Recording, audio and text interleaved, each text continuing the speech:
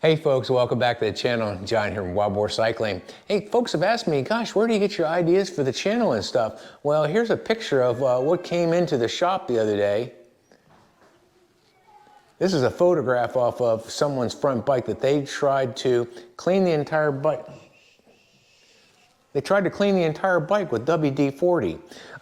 You know, disc brakes are like becoming more and more common on bicycles, and to keep them working properly instead of howling like a beagle in heat, I'm going to show you 4 things that you can do today to make sure that your brakes work the way that you want them to. And Calvin's going to help me outside just a minute. Enjoy.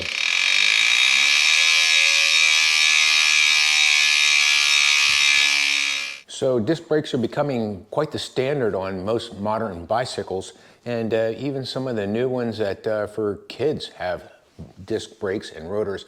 I'm going to hold this one up here very closely. We're not having a conversation about which is better, SRAM or Shimano or whatever manufacturer you're choosing from, but I want you to look closely. This looks like a brand new rotor, doesn't it? Well, if you look real carefully, you can see that it's contaminated all the way around. Let me show you how much deeper this goes. This particular customer put on new pads by himself at home, and whatever they did, you can actually see the discoloration on this brake pad. Wow. So now what do we do about this to keep your brakes from howling like a beagle in heat? Okay, folks, the first thing that you can do is prevent the brake materials from becoming contaminated.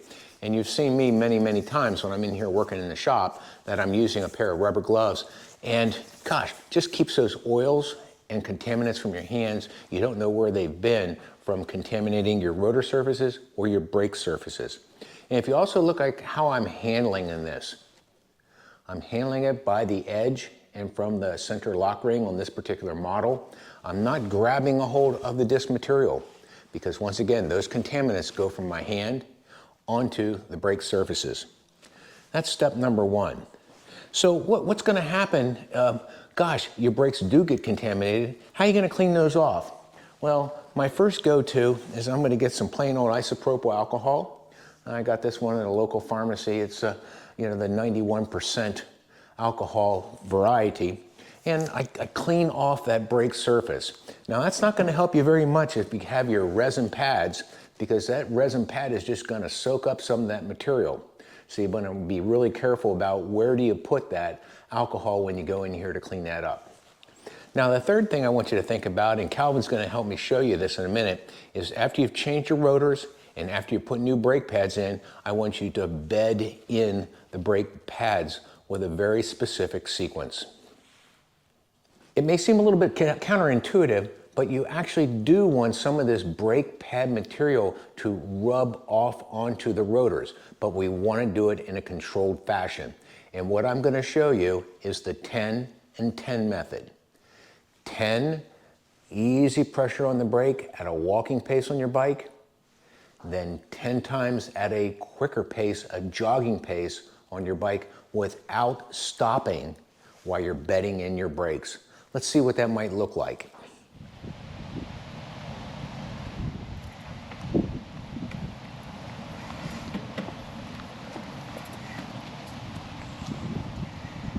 There you go.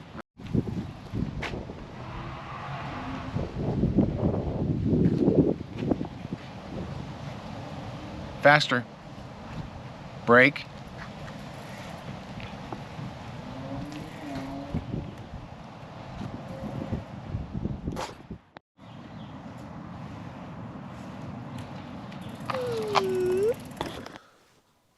Okay folks, so now you've put your new gear on, you're trying to make sure to embed it in. I said there were 4 things that you can do. Well, here's number 4. You can make sure that your brake caliper is lined up and that rotor is centered in between the calipers. And I want to show you a couple easy tricks that you can use to make sure you get yours centered in there.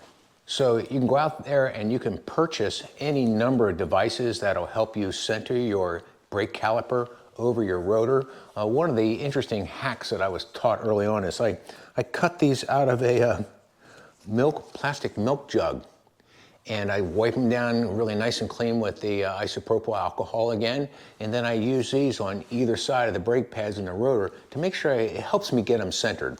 But even better than that, I like to use my eyeballs. And let me show you a really cool trick over here as I walk over here to one of the bikes behind me, and I think this might be very helpful for you. So I'm looking down here at my checkpoint, and I'm looking at my brake calipers, and what I've done is I've put a white towel underneath the bike. So when I'm sighting down on top of the brake calipers, if you can see here, carefully, you can see how you can identify the white spacing a whole lot easier than you can tell from the ground clutter.